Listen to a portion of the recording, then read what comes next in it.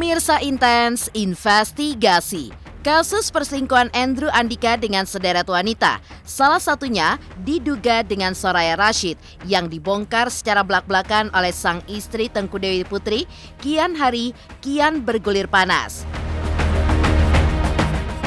Terbongkarnya sosok Soraya Rashid sebagai gula-gula Andrew lantaran keduanya kepergok bersentuhan fisik secara berlebihan di sebuah klub malam di Jakarta.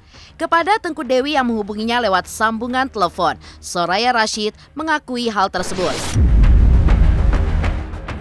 Namun, pemeran Imas di sinetron Preman Pensiun itu pun berdalih jika sentuhan fisik tersebut terjadi karena sebuah kekhilafan semata.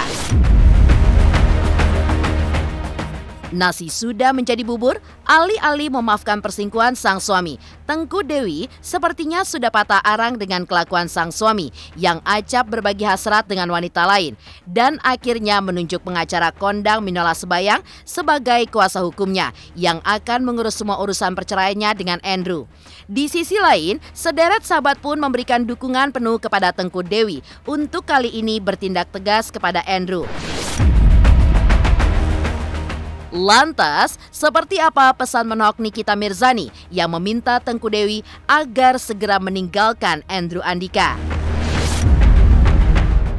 Di sisi lain, bagaimana syoknya sahabat saat mendengar kabar jika Soraya Rashid diduga menjadi sosok orang ketiga di rumah tangga Tengku Dewi dan Andrew Andika? Pemirsa, bersama Intens Investigasi, kami hadirkan kabar terkini, terpercaya, dan teraktual. Tetapi sebelumnya, jangan lupa untuk like, subscribe, dan juga share channel YouTube ini.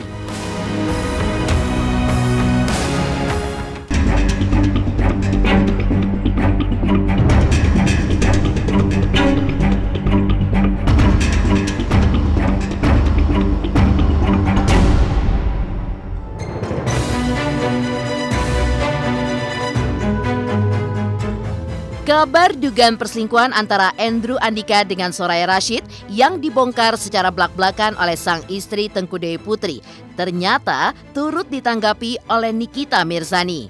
Hal itu pun terungkap saat Nikita melakukan siaran langsung di Instagramnya baru-baru ini, di mana salah satu netizen meminta tanggapannya atas kasus Andrew Andika dan Soraya Rashid. Meski tidak menyebut nama secara langsung, namun Nikita tegas menyarankan agar tidak usah lagi mempertahankan laki-laki yang suka selingkuh.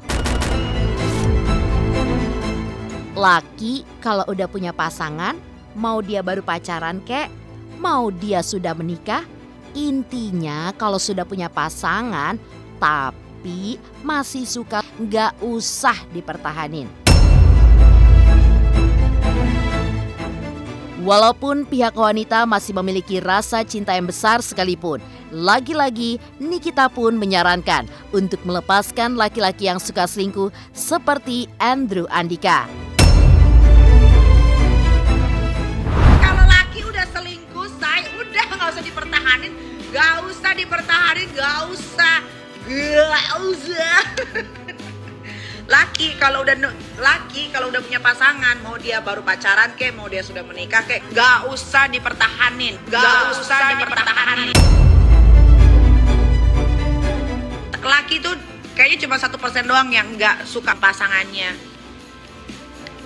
Gak usah diterusin. Saran Nikita kepada Tengku Dewi sepertinya sejalan dengan langkah tegas istri Andrew Andika itu yang ternyata sudah menunjuk pengacara kondang Minola Sebayang sebagai kuasa hukumnya guna menggugat cerai Andrew. Bahkan saat ini Tengku Putri dan Minola pun terus bergerak untuk menyiapkan berkas perceraian yang akan mereka ajukan dalam waktu dekat ini. Tidak secara spesifik ingin mempertahankan rumah tangga atau tidak mempertahankan rumah tangga. Dan kalau saya dengar dari omongan si Dewi, mungkin Andrew-nya sendiri dia baik-baik aja, artinya dia nyaman-nyaman aja dengan rumah tangga ini, tidak ada masalah apapun, karena memang buat dia kan nyaman-nyaman aja.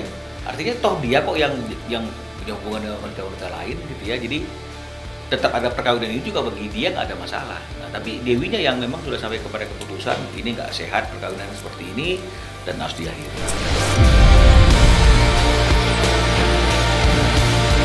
Jadi satu mungkin karena dia ingin fokus pada gugatan cerainya. Yang kedua adalah saya tanya kenapa kok nggak jadi proses hukum pidananya kan begitu ya. Nah dia mengatakan bahwa udahlah nggak usah hukum pidananya diproses dilanjutkan karena bagaimanapun dia adalah ayah dari anak saya. Yang pertama.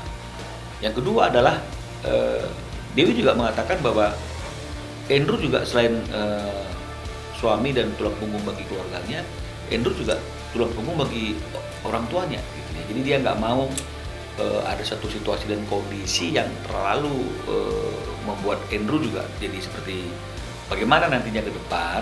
Jadi akhirnya dia berpikir bahwa yang paling penting adalah bagaimana dia menyelamatkan hidupnya, bagaimana dia mengakhiri perkawinan dengan Andrew yang tidak pernah berubah selama 11 tahun ini. Jadi cukup lama loh 11 tahun ya, jadi bukan setahun 2 tahun, artinya itu diberikan kesempatan 11 tahun. Apakah boleh apa tidak? Ya secara hukum Islam tentunya ya, karena nanti gugatannya juga adalah gugatan secara hukum Islam di Pengadilan Agama. Nah, setelah kita baca beberapa literatur dan juga bicara aturan hukumnya, jadi tidak menjadi persoalan wanita yang sedang hamil itu menggugat si suaminya, ya. Jadi berdasarkan fikih formil gitu ya. Kalau fikih moral, psikologis, ya memang sebaiknya tidak, karena dia tentu butuh suami di saat akan melahirkan. Tapi Dewi bilang bahwa dia sudah siap, bahwa pada saat melahirkan dia juga nggak ingin didampingi oleh suaminya kan begitu ya. Nah, dan oleh karena itu, karena fikih formil ini yang lebih mendominasi dan dikatakan boleh saja seorang istri mengajukan gugatan cerai kepada suaminya meskipun dalam keadaan hamil jika dia merasa haknya sebagai istri tidak dia dapatkan, ada satu peristiwa yang membuat dia merasa terjolimi. Dan kalau kita lihat dari kedua kondisi ini kan masuk ya landasan-landasannya itu, sehingga akhirnya tidak akan menjadi hambatan. Gugatan akan kita lagi diproses hari ini. Kalau misalnya target kita itu dalam menyusun gugatan itu selesai dalam minggu depan, maka minggu depan kita akan daftarkan gugatan perceraiannya di Pengadilan Agama Cibinong.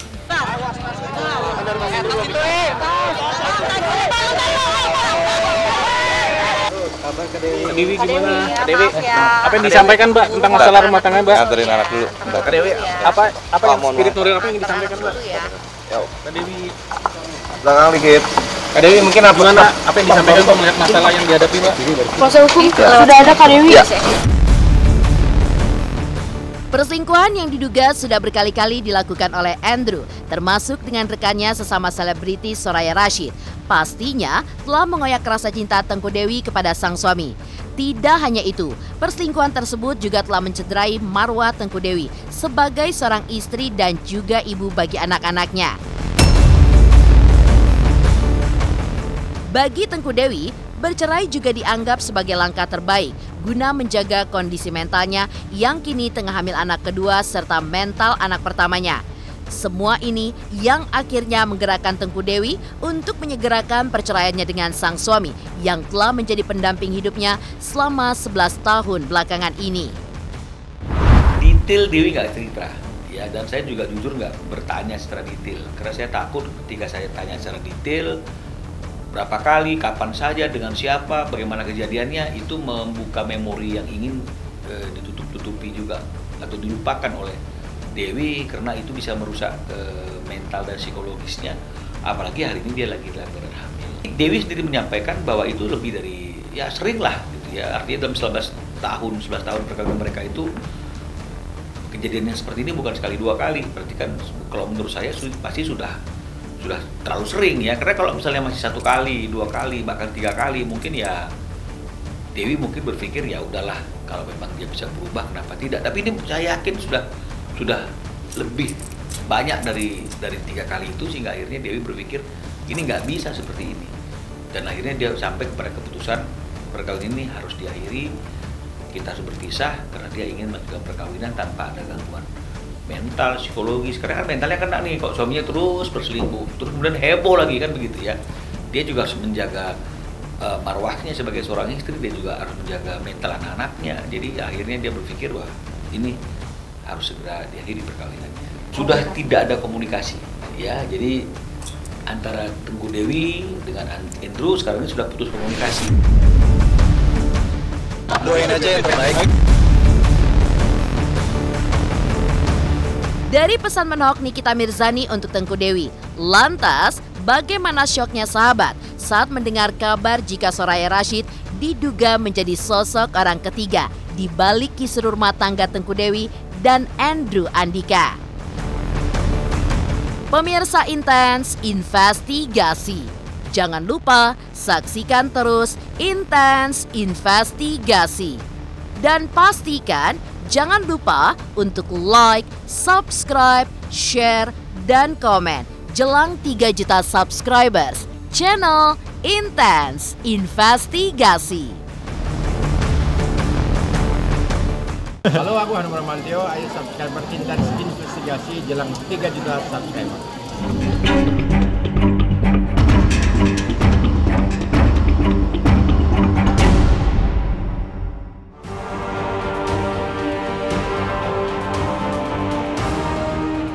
Kabar dugaan perselingkuhan antara Andrew Andika dengan Soraya Rashid ternyata sudah sampai di telinga Angelati, sahabat Soraya Rashid.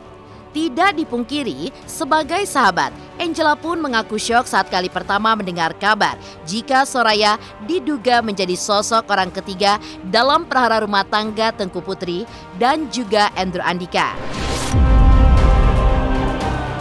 Tapi sayangnya, kekecewaan pun sempat pula menyeruak di relung hati Angela saat Soraya tidak menggubris pertanyaannya soal kabar panas tersebut. Terlepas dari itu semua, Angela pun mengakui memang tidak etis jika seorang perempuan mendekati laki-laki yang sudah berstatus suami orang. Apalagi jika sampai terjadi sentuhan fisik yang berlebihan di antara mereka. Kaget lah. Aku kaget, 1, aku dikasih tahu teman wartawan. 2, aku salah sangka. Aku pikir temen aku ini yang cowok, ternyata yang cewek gitu. Terus, hah? Oh gitu. Kasusnya apa nih gitu. Terus aku langsung cross check dong. Aku tipe temen yang cross check lah. Kok nggak direspon gitu. Jadi kan psikologis orang kita bisa lihat ya, kalau sesuatu terjadi kita nanya dia nggak respon, wah ini kayaknya agak serius nih gitu. Terus kok profile picture-nya jadi hitam gitu. Aku cuma tanya sih, kamu kenapa gitu loh, harus kok pada orang-orang nanyain kamu di aku gitu. Terus nggak ada respon sampai sekarang. Padahal terakhir itu kita ada kontak-kontakan ngomong masalah jodoh, masalah mau nikah, nggak jadi, putus. Terus aku bilangnya, ya udah ntar cariin jodoh dong, dia bilang kayak gitu. Aku pikir bener-bener single, mana tahu kok ada selentingan sekarang katanya berhubungan udah lama sama suami orang atau apa, aku nggak ngerti sih. Temenannya tuh nggak sedalam itu sampai tahu banget dia itu sama siapa, terus dia kenapa, terus dia pacaran gak sama suami orang, atau sama single, atau sama bule, atau sama siapapun lah. Aku nggak sedetail itu karena benar-benar cuma profesional teman kerja.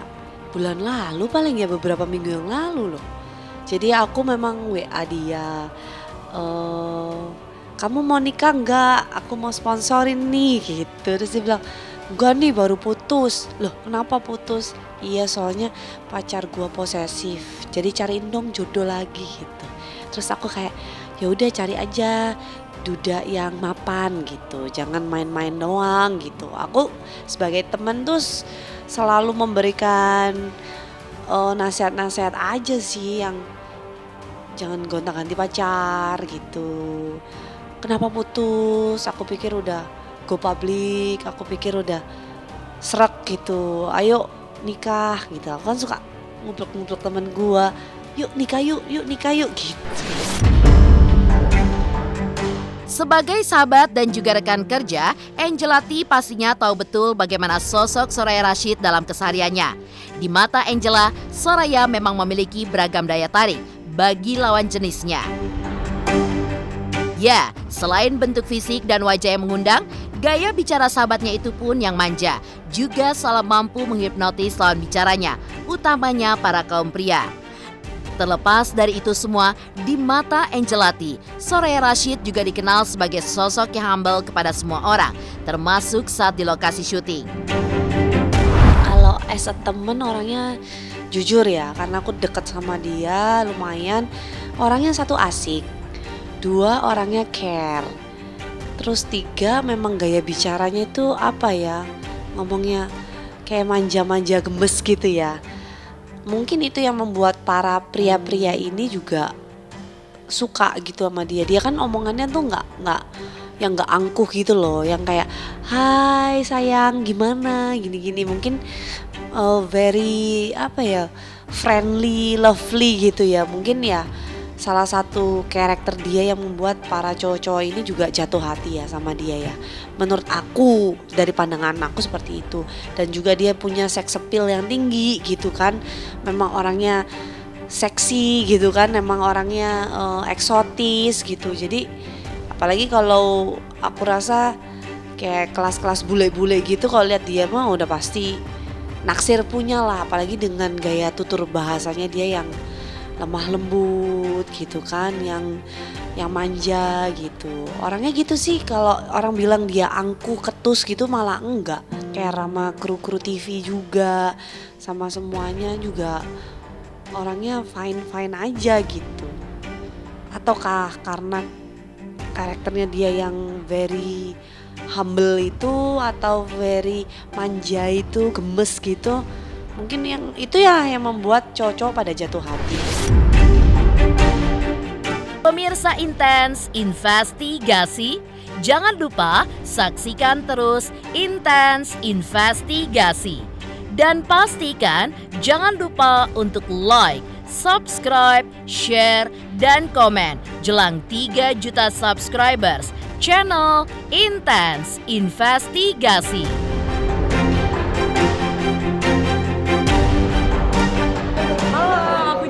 Ayo dong subscribe Intens Investigasi, jelang 3 juta subscriber bisa.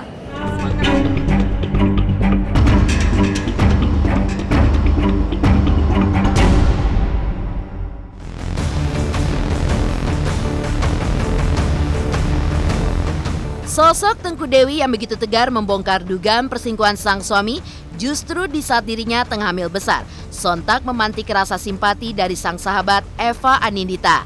Rasa simpati Eva kepada Tengku Dewi pun kian menebal, lantaran sahabatnya itu juga tidak mengemis cinta kepada Andrew yang sudah berkali-kali menyakiti hatinya lewat dugaan perselingkuhan yang dilakukannya. Ya, alih-alih meretas belas kasihan, Tengku Dewi justru kian menunjukkan ketegaran serta kemandiriannya dengan terus bekerja mencari uang demi sang buah hati serta calon buah hati yang ada di dalam kandungannya. Dan sebagai sahabat, Eva pun juga tidak lupa untuk mengutarakan rasa keprihatinannya atas prahara yang kini menyasar rumah tangga sahabatnya itu. Lantas, seperti apa sosok Tengku Dewi di mata Eva Anindita? Dan seperti apa pula support yang diberikan Eva untuk sang sahabat? Sehat, kalau dia suaranya kuat, sehat, masih kerja gitu. Ya masih kerja, dia orang itu sangat produktif sekali, jadi juga dia pekerja keras gitu. Jadi ya semoga bisa terus menjalani hidup dengan tawakal aja sih. Kayaknya 7 bulan ya. Mungkin kalau pas lagi emosi kan ada rasa cukup ya gitu, nggak maksudnya memberikan waktu atau kesabaran gitu. Cuman aku bilang kalau misalkan boleh nggak ngapa-ngapain dulu, emosinya dikeluarin aja dulu, tapi jangan ngapa-ngapain dulu, jangan ngambil langkah-langkah dulu. Cuma kan nggak tahu ya orang. Aku salut sama dia masih elegan, masih sabar gitu. Kadang aku bilang, Wi kalau gue jadi lo sih gue udah ngamuk ya, udah tantrum gue gitu. Tapi kan maksudnya cara dia menghandle ini, cara bicara dia kepada orang tertuju juga masih gimana ya, nggak yang ngamuk-ngamuk gitu. Lebih ke support woman aja sih. Pemirsa Intens Investigasi, jangan lupa saksikan terus Intens Investigasi. Dan pastikan jangan lupa untuk like, subscribe, share, dan komen jelang 3 juta subscribers channel Intense Investigasi.